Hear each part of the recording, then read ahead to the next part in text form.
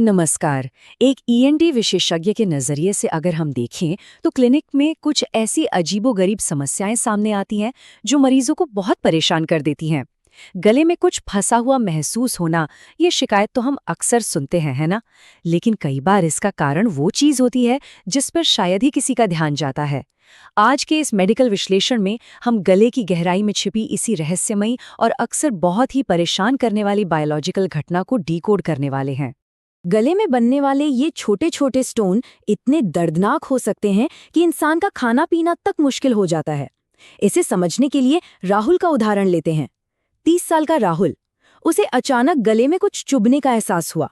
पहले उसे लगा कि शायद खाते वक्त कुछ फंस गया है, लेकिन धीरे धीरे निगलना मुश्किल हो गया और वो चुभन लगातार बनी रही। अब किडनी स्टोन के बारे में तो सबने सुना है, लेकिन गले में बनने वाले ये स्टोन बिल्कुल अलग होते हैं। तो सवाल ये है कि आखिर गले के अंदर ये कठोर और दर्दनाक चीजें क्यों और कैसे बन जाती हैं? इसके पीछे का विज्ञान सच में बहुत दिलचस्प है।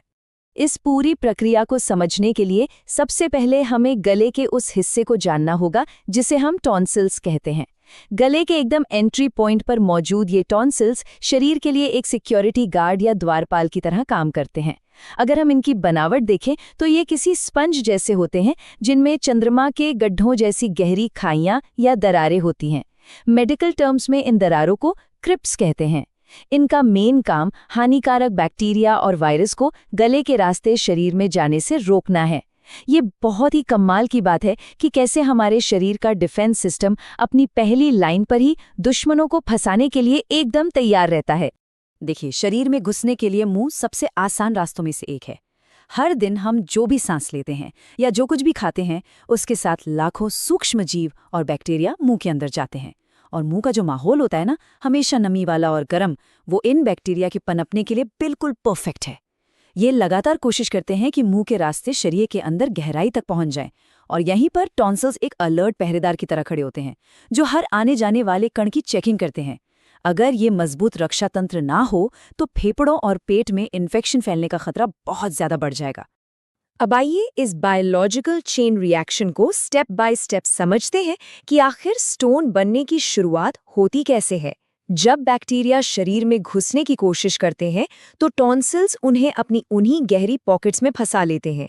इसके तुरंत बाद हमारा इम्यून सिस्टम इन बैक्टीरिया पर हमला करके उन्हें बेअसर कर देता है।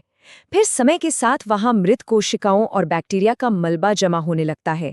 शुरू में ये मलबा बहुत नरम होता है, लेकिन फिर कैल्सिफिकेशन शुरू होता है। इसे बिल्कुल ऐसे समझिए जैसे नरम सीमेंट धीरे धीरे सूखकर पत्थर जैसा सख्त हो जाता है ना। ठीक वैसे ही ये मलबा कैल्शियम और दूसरे मिनरल्स के जमाव से एकदम कठोर होकर स्टोन बन जाता है। अब ये जानना बहुत जरूरी है कि इस बायोलॉजिकल नेट में आखिर फंसता क्या क्या है। इन पॉकेट्स में सिर्फ मारे गए बैक्टीरिया ही नहीं होते, बल्कि हमारे खाए हुए भोजन के कण और मृत त्वचा भी वहां इकट्ठी होती रहती है। एक ईएनटी विशेषज्ञ के तौर पर मैं बता दूं कि कुछ खास तरह का खाना इस समस्या को और बढ़ा सकता है। खासकर डेयरी प्रोडक्ट्स, ज्यादा चीनी वाली चीजें और दांतों से चिपकने वाला भोजन, ये इन पॉकेट्स में बहुत आसानी से फंस जाते हैं। और ये चीजें वहां मौजूद बैक्टीरिया के लिए किसी शानदार दावत से कम नहीं है। जब बैक्टीरिया इन मीठे और चिपचिपे कणों को तोड़ते हैं तो और ज्यादा मलबा पैदा होता है, जो इन स्टोन्स के लिए कच्चे माल का काम करता है। और जब ये सारा नरम मलबा लंबे समय तक एक ही जगह पड़ा रहता है तो कैल्सिफिकेशन उसे पूरी तरह से ठोस बना देता है। अगर साइज की बात करें तो ये स्टोन चावल के एक छोटे दाने से लेकर एक छोटे अंगूर जितने बड़े हो सकते हैं। इसीलिए गले में हमेशा ऐसा लगता है जैसे कोई कंकड़ फंसा हुआ है। आमतौर पर ये स्टोन्स पीले, सफेद या भूरे रंग के होते हैं, और इनका ये रंग इनमें मौजूद कैल्शियम और सल्फर की वजह से होता है। ये सच में हैरान करने वाली बात है कि कैसे शरीर के अंदर की आम मृत कोशिकाएं और भोजन के टुकड़े एक केमिकल प्रोसेस से गुजरकर एक सख्त पथरी जैसी चीज में बदल जाते हैं। अब इन स्टोन्स का शरीर पर क्या असर होता है ये देखते हैं। गले में सूजन आना, खराश और तेज जलन महसूस होना, कानों में दर्द रहना और सांस से तेज बदबू आना, ये इसके मेन लक्षण हैं। इन शुरुआती लक्षणों को कंट्रोल करने के लिए हम अक्सर गुनगुने नमक के पानी से गरारी करने और मुंह की सफाई रखने की सलाह देते हैं। लेकिन कुछ बातों को लेकर हमेशा अलर्ट रहना चाहिए। अगर कुछ भी निगलने में बहुत ज्यादा दिक्कत हो रही है, गले का दर्द कानों तक जा रहा है या फिर अचानक तेज बुखार आ जाए, तो ये सीधे सीधे रेड फ्लैग्स हैं।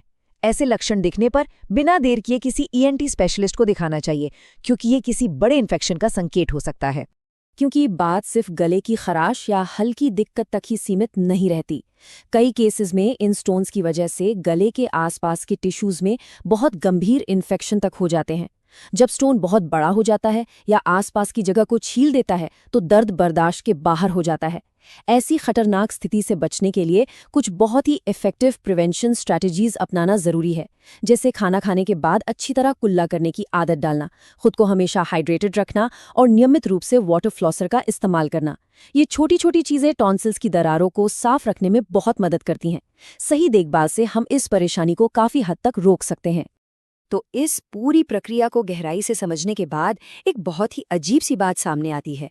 जो टॉन्सिल्स शरीर को बैक्टीरिया से बचाने के लिए एक नेचुरल डिफेंस सिस्टम की तरह काम करते हैं, वही मलबा इकट्ठा करके इन दर्दनाक इन्फेक्शन की वजह बन जाते हैं।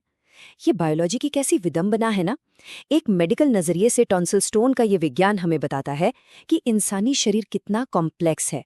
और इस पूरे विश्लेषण के बाद एक सवाल जरूर मन में आता है, क्या हमारे शरीर का हर सुरक्षा चक्र सच में अचूक है, या फिर हमारे अपने ही बचाव के तरीके, अगर उनकी सही देखभाल न की जाए तो वो हम पर ही भारी पड़ सकते हैं? सोच कर